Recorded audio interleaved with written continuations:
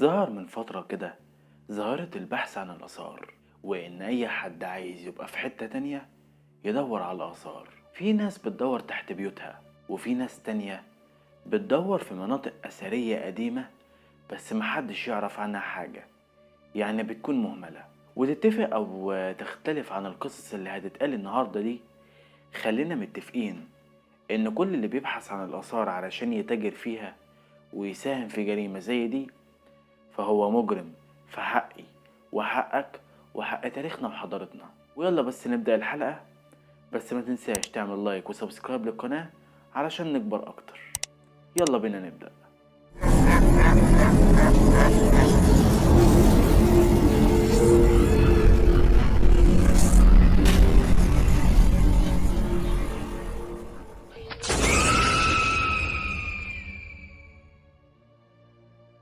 في كتير من الأوقات بنسأل نفسنا كام سؤال وبنحس إن هما معقدين جدا، زي هو ممكن يكون تحت بيتي فيه آثار؟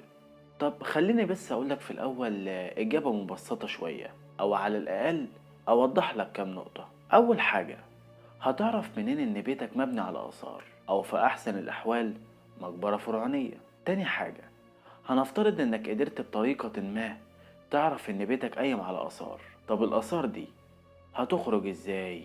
تالت حاجة بقى ودي الأهم، خلاص انت خرجت الآثار، طيب عاوزك تفكر لو دقيقة واحدة بس مصير الآثار دي بعد كده إيه؟ بمعنى أدق وأوضح، إنك لو قدرت تبيع اللي انت لقيته ده وما حصلكش أي ضرر، لا حفرة اتردمت عليك ولا خندق وقع فوقيك ولا حتى سرداب اتسد في وشك، هتبيعها بكام؟ وانت هتستفاد ايه؟ للأسف يا صديقي، انت لو جيت فكرت هتلاقي ان حضرتك اكتر المتضررين. بمعنى انك لو هتبيع القطعة بجنيه واحد بس، وده تعبير مجازي بالمناسبة، القطعة دي تاجر الآثار هو أكيد اللي هيشتريها منك. أو يا سيدي بلاش تاجر آثار، خلينا نقول واسطة بينكم. ما فكرتش لحظة إن القطعة أم جنيه دي هو هيباعها ب1000 جنيه؟ وبرضو علشان ما نتكلمش كتير في الموال ده يا صديقي، تعالى بينا على طول ندخل في محتوى الحلقة. على لسان الدكتور زاهي حواس، عالم الآثار المصري المعروف، كان بيقول في مرة إن كان في واحد اسمه زكريا غنيم، وده كان أمين جبانة سقارة، وده كان مكتشف هرم الملك سخم خت اللي موجود ورا هرم زوسر. والهرم ده المفروض إن هو مبني على شكل هرم زوسر المدرج، لكن بناؤه ما اكتملش. والغريب بقى إن الهرم ده كان مختفي وما كانش حد عارف مكانه. بس الدكتور زكريا غنيم استمر في الحفر والبحث عن الهرم ده، وفضل يبحث جوه الهرم لحد ما وصل لحجرة دفن الملك، وشاف تابوت جوه الحجرة دي. هو اعتقد في الأول إن التابوت ده تابوت الملك، ولما اكتشف الحجرة دي كل الأنظار اتجهت لسقارة، وكانوا مستنيين يشوفوا بفارغ الصبر الاكتشاف العظيم ده. وكانت كل وسائل الإعلام العالمية والمحلية موجودة كمان. وفي يوم 9 مارس سنة 1954، وكانوا كل كبار الدولة موجودين في الوقت ده، كانوا مستنيين لحظة إن هم يشوفوا إيه اللي جوه التابوت علشان كلهم يتفاجئوا بإن التابوت فاضي. وبعد حوالي 3 سنين، تحديدا يوم 12 يناير سنة 1959، يحصل جرد لعهدة زكريا غنيم الأثرية في سقارة، تمهيدا علشان يتولى منصب أمانة المتحف المصري في القاهرة. بس اللي حصل إن هو اتوجهت ليه تهمة ضياع أو فقدان بعض من الحاجات الأثرية دي. وفي المجال بتاع الآثار ده يا صديقي، لما حد بيتهم الاتهام ده يعتبر كده إن هو سرقها، أو حتى ساهم إن هي تهرب بره البلد، مش ضيعها أو حتى اتسرقت منه. وفي الوقت ده بقى حس زكريا غنيم إن مستقبله المهني انتهى بمجرد اتهامه بسرقة أو ضياع العهدة دي. بس في نفس الوقت صديقه العالم الفرنسي جان فيليب لوير نجح إن هو يجيب دليل براءته، بس للأسف كان بعد فوات الأوان. ولما جان ده راح لمصر علشان يظهر دليل براءة الأستاذ زكريا، كان للأسف رمى نفسه في النيل بسبب إن هو ما قدرش يتحمل إهانة التهمة اللي اتوجهت ليه، ومات منتحر. وهنا ارتبطت حادثة انتحاره بلعنة الفراعنة أو لعنة مومياء الملك سخمخت. بس أغرب حادثة حصلت وارتبطت بلعنة الفراعنة كانت لمفتش الآثار المصري محمد إبراهيم مهدي. وللعلم القصة اللي هتتقال دي بصراحة أنا مش متأكد منها ولا من مصادرها، بس كان واجب عليا إن أنا أقولها برضو. وكان كل اللي حصل إن بعض المسؤولين في مصر سنة 1970 طلبوا منه إن هو يرسل بعض من كنوز الفراعنة لباريس علشان تتعرض في المتاحف هناك لفترة بسيطة وترجع تاني. بس الأستاذ محمد إبراهيم رفض بشدة الكلام ده، لدرجة إن هو توسل ليهم إنهم يرجعوا عن قرارهم ده، ومحدش يجبره إنه يمضي على قرار زي ده، لأنه كان بيسمع كتير عن حاجة اسمها لعنة الفراعنة، وكان متأكد إن القرار ده مش هيعدي على خير أبدا. لدرجة إن هو حاول فعلا كذا مرة إن هو يمنع القرار ده، أو على الأقل يأجله، لكن للأسف كل المحاولات بتاعته فشلت في النهاية. وفعلا حصل اللي كل المسؤولين عاوزينه، ووقع محمد إبراهيم مهدي العقود فعلا، وانتقل حوالي 50 قطعة أثرية من آثار الملك المصري توت عنخ آمون للولايات المتحدة الأمريكية ولندن.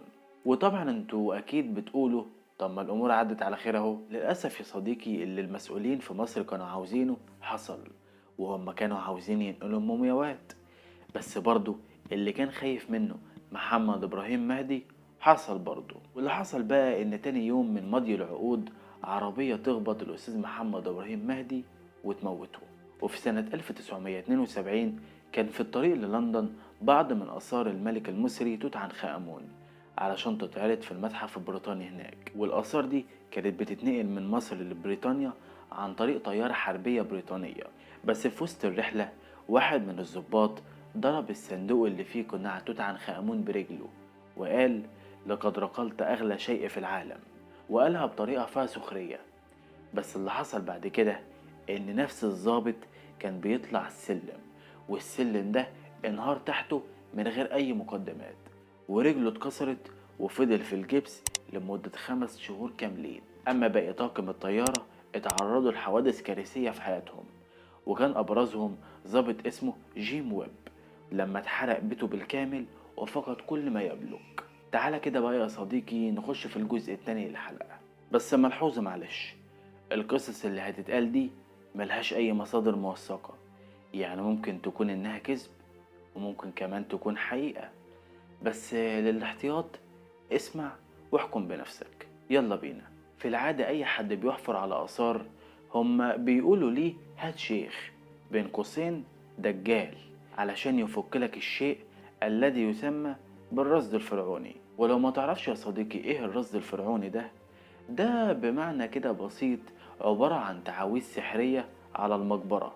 ويقال ان الرصد ده بيتشكل على هيئة تعبان كبير، وطبعا مش محتاج اقول لكم التعبان الكبير ده يرمز ليه. ده غير الاطفال اللي بيقدموهم قرابين للراصد ده. ويقول لك كمان هم عاوزين زئبق احمر وشوية طلبات تانية. بس احنا مش جايين نتكلم عن الرصد ولا المقابر الفرعونية دلوقتي، الا لو حضراتكم عاوزين نعمل حلقة مخصوص عن الكلام ده، وساعتها هقول لكم اكتبوا تحت في الكومنتات طلبكم.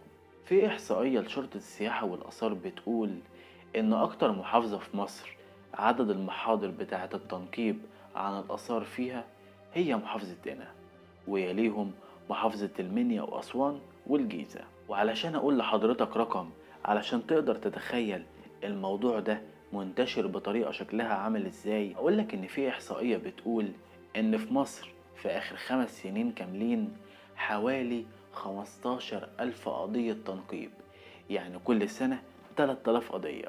يعني لو جينا قسمنا 3000 على 12 شهر هيطلع 250 قضية كل شهر، يعني في اليوم عندك 8 قضايا ويمكن اكتر كمان. تعالوا كده بقى نعرف شوية قصص عن اللي كانوا بيحفروا عن الآثار دول. في شهر أغسطس سنة 2009 يحصل انهيار للعقار رقم 11 في حارة الرباعية في نزلة السمان. انت هنا هتقولي فين المشكلة؟ هقولك المشكلة هنا ان العقار وقع بسبب ان صاحبه كان بيحفر تحت العقار ده، وما كانش لوحده، ده كان معاه 4 تانيين، وكانوا بيحفروا على عمق 8 متر. واللي يحصل يا صديقي انهم كلهم يقعوا جوه الحفرة دي ويقع عليهم المبنى بالكامل. بعد 4 ايام بالظبط الحماية المدنية والشرطة تطلع جثثهم من تحت الأنقاض. وفي قصة تانية بتقول كانت في سنة 2008 تحديدا في شهر مارس. كانت في قرية اسمها قرية أطفيح، وكانت البداية عند مدير أمن الجيزة لما تقدم ليه بلاغ من أهالي المنطقة. طب خير يا جماعة، في إيه؟ قالوا في البلاغ إن لعنة الفراعنة خطفت 4 حرامية. طب إزاي يعني لعنة فراعنة وحرامية، وإزاي أصلا اتخطفوا؟ قالوا علشان هما كانوا بيحفروا تحت واحد من البيوت اللي موجودة في القرية. طب كانوا بيحفروا ليه يا ست انت وهي؟ قالوا علشان يطلعوا الآثار. طب مين قال لهم إن البيت فيها آثار؟ قالوا إنهم كانوا الفترة اللي فاتت بيروحوا الدجال في القرية من وقت للتاني، وهو اللي قال لهم إن البيت اللي وقع فوق دماغهم ده فيه آثار. وقال لهم كمان إنه هيسخر جن ليهم علشان يفك الرصد، وكمان بالمرة يساعدهم، ومقابل كده إنه هياخد منهم مبلغ محترم، وكمان نسبة من الآثار علشان هو يتصرف فيها بمعرفته. بس اللي يحصل يا صديقي إنهم فعلا يحفروا، بس للأسف ما يلاقوش ولا آثار ولا أي حاجة. تنتهي القصة إن الخندق أو السرداب اللي حفروه يقع عليهم وهم كلهم جواه، وتطلع جثثهم بعد الحادثة دي بأيام بسيطة.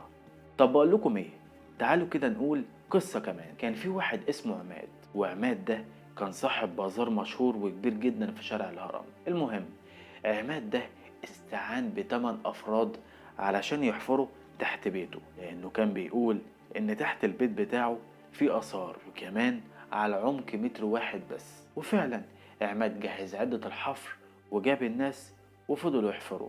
حفروا متر مفيش حاجة، مترين برضه مفيش حاجة، 5 متر برضه مفيش أي حاجة. وفضل الحفر مستمر لحد لما وصلوا لعمق 12 متر. بس اللي يحصل بعد كده يا صديقي إن كان في 6 عمال من أصل 8 كانوا جوه الحفرة دي اللي عمقها 12 متر. واللي يحصل إن الحفرة دي تقع على دماغ ال6 عمال كلهم، وتنتهي حياتهم في الحال. علشان تكتشف الشرطة الحوار ده وتقرر إن هي تقبض على عماد ومصادرة جميع أدوات الحفر. بس حضرتك أكيد فاكر إن القصة انتهت هنا صح؟ أحب أقولك لسه يا صديقي. الشرطة بعد ما قبضت على عماد وصادروا كل أدوات الحفر، في التحقيقات بقى اكتشفوا إن عماد لها آثار فعلا في بداية الحفر، واللي ساعدوا في كده 2 من العمال اللي ماتوا. بس الإنسان بطبعه طماع. عماد اتفق مع ال2 التانيين إن هم هيخبوا الآثار دي على سطح البيت لحد ما يتصرفوا فيها، وتنتهي القصة بموت 6 عمال ودفنهم بعد قرار النيابة، وبعد تشريحهم من قبل الطبيب الشرعي، واستمرار حبس عماد مع مصادرة أدوات الحفر. بس قبل ما انهي الحلقة، تصدق أو تكذب الكلام ده لك كامل الحرية، أنا بس مجرد ناقل للقصة وبس كده يا سيدي.